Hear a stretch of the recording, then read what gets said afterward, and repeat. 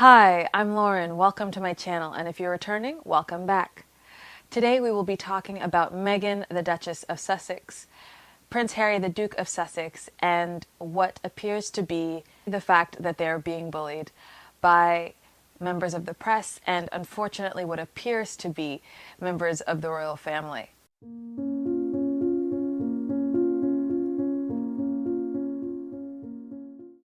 Now, before we get into that, be sure to like this video, subscribe to this channel, and hit the notification bell so you can see all the parts of this video series. All right, so let's get into it.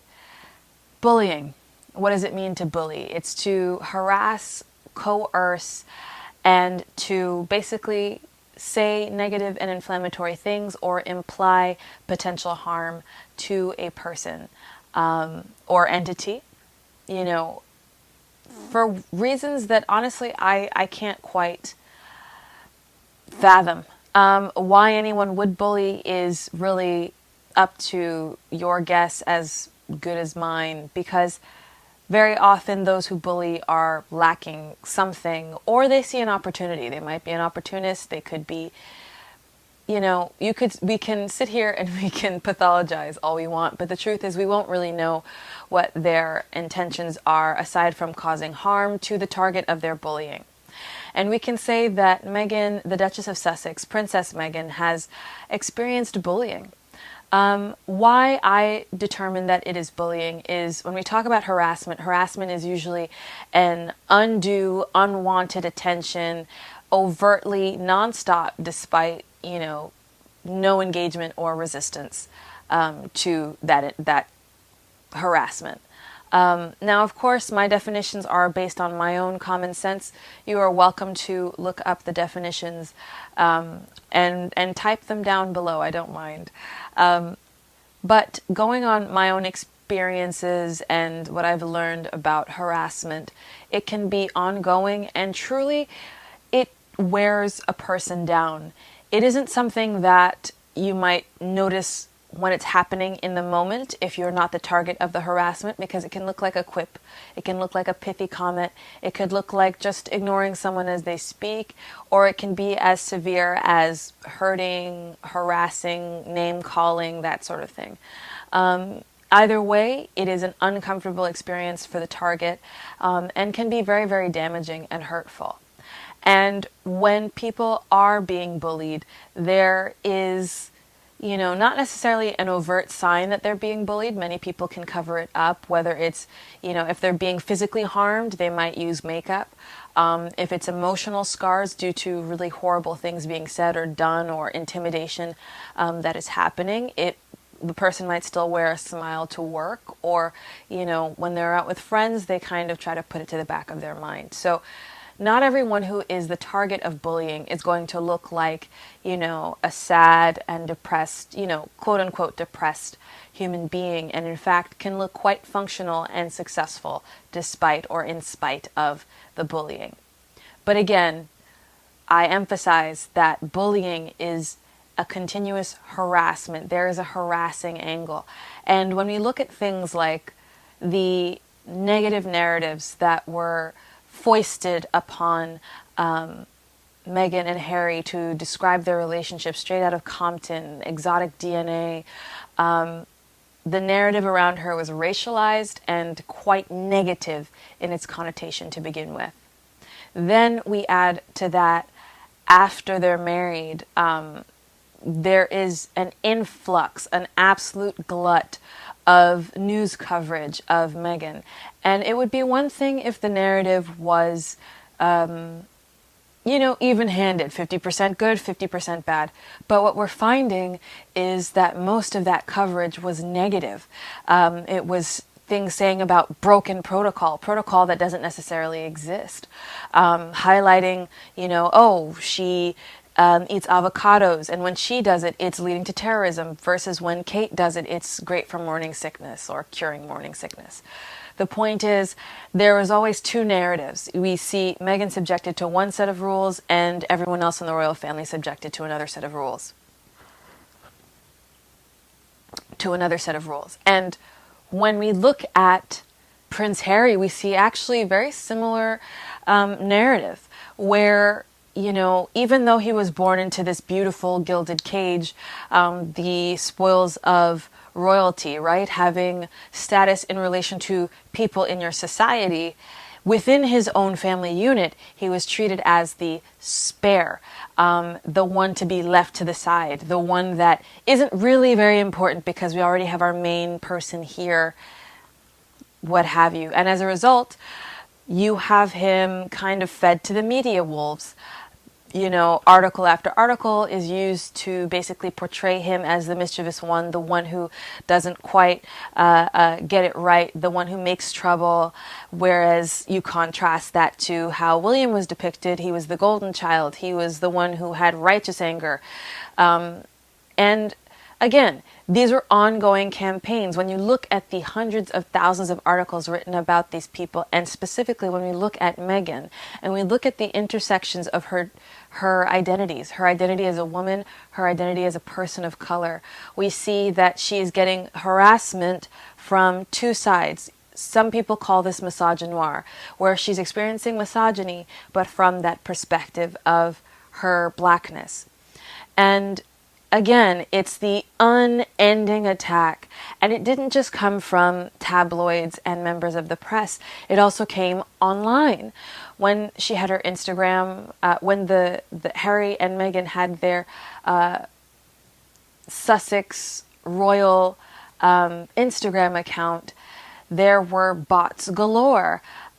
People just trolling, the intense trolling. There is an intensity about the way they are bullied.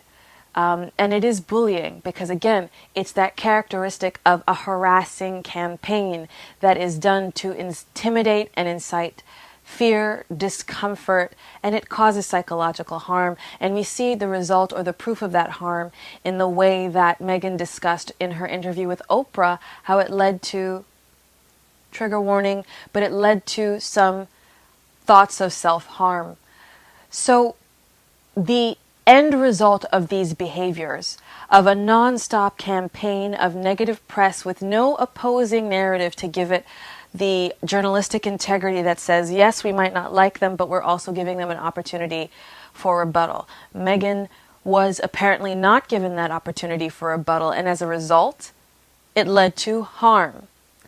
And when we see with Harry, when he talks about his time growing up, about the way that he was used as this kind of buffer between his family and the press. So, you know, if there was scandal here, then he was kind of put forward to be, you know, the one who is the mistake. And I say that in air quotes because, of course, he is not a mistake by any means. He's not. But, you know, these actions that people take, whether it's because it's an economic decision, you know, if it's a newspaper, Harry and Meghan sell, or, you know, the fact that hate and negativity sells, if it bleeds, it leads. All of these elements come together to form a perfect storm of hate, bullying, and harassment.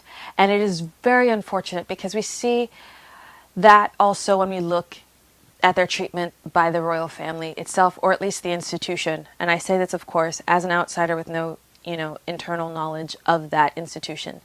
But to be called a spare, and then to have at the death of your grandmother in Harry's case, which is the late Queen Elizabeth, for people who see her as a queen, she's not my queen. She's his grandmother, that's why I respect her. But to be at a place where you are mourning the death of a loved one, and to have your wife be attacked in the press for various reasons that honestly don't make much sense, because she showed up in appropriate attire.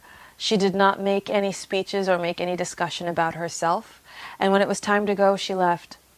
So there was nothing she did that would be beyond the norm for any of us at a family member's funeral. But somehow she became the target. And for him to be in this space where he honestly deserves a level of protection to mourn, and his family apparently did not, or allegedly did not step in and say, hey, listen, members of the press, we understand you need a story, but let's give you something positive. Let's talk about, some charitable stuff we're going to do in the name of the Queen. Let's focus on, ways that we can give back to people who are hurting. Let's focus on some food banks right now. Instead of doing that, they allowed the press to continue to harangue Prince Harry. And then additionally, upon the announcement by Charles that of the new positions that, some people would become the new Duke of Wales. I believe that's the position and that's what it's called. Again, I am not of the Commonwealth. I'm not familiar with everything.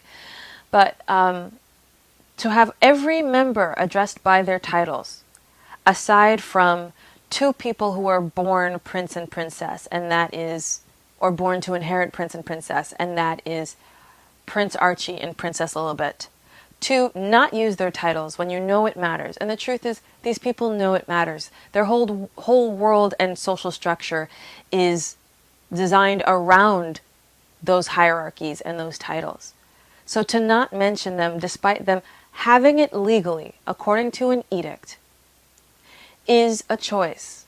And it's a choice that others those children. And aside from them being the children of Meghan and Prince Harry, what is different about them compared to their cousins? I know they say slim down monarchy, but again, Royal Edict says grandchildren of the reigning monarch, which would be Charles in this case, are styled prince and princess.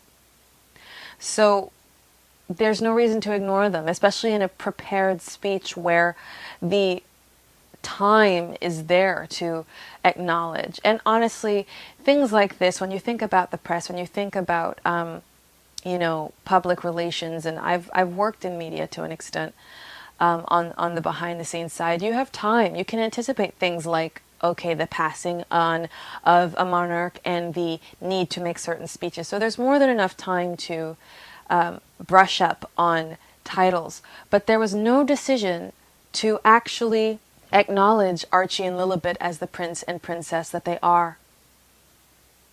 That is unfortunate. But beyond that, that is exclusion. That is pointedly othering members of the family by blood. Coming from a position of power, that othering becomes a form of bullying by ostracizing. And it's unfortunate when someone will do that to their own grandchildren in the name of title and status. Now, I can't say that I know the exact reasoning why Charles did not overtly address his grandchildren by their rightful title. He might have had grief. He might have been dealing with a lot of things, and we can allow for that. He's a human being. But when you look at it from an aggregate perspective, it doesn't come across very well. And the world is watching, because the truth is that the majority of the world are people of color of some sort. Not everyone is necessarily of African descent, but people have identified with Prince Harry's family for one reason or another, his immediate family. And as a result, when the world looks on and sees how he is treated and how the institution allows him and his family to be treated, it does not bode well for that institution, because it makes them look antiquated. It makes them look like bullies. Bullies who don't understand that the world is changing, and by changing, what we mean is it's becoming more inclusive. It's becoming a place where more people get to have a say and matter. Prince Harry and Princess Meghan have been the target of global bullying, whether that's from members of the media, from bots and trolls online, or unfortunately from within the royal institution. Will that change? My hope is that it will. My hope is that new revenue streams that allow for a more positive narrative will become the norm. My hope is that members of the media will find more exciting, integrity based news to discuss. My hope is that the world will be able to see that this campaign to smear the name of Meghan, to sully what the Sussexes represent, will be seen for what it is: a lie and an attempt to rewrite history, skew the truth, and control how we see this really unique family. This family in which we have members of color in the main line of succession for the British royal family. Now, whether that change happens, it's anybody's guess. When that change will happen is also anybody's guess. But what I will say is that I never look at individuals or groups as stagnant. It is entirely possible for a change of heart or a change in, mindset to occur, and I hope it happens soon. But one thing is sure, what we are seeing right now and what we have been seeing to date is bullying, because it's a harassing campaign meant to harm, intimidate, and to smear the name.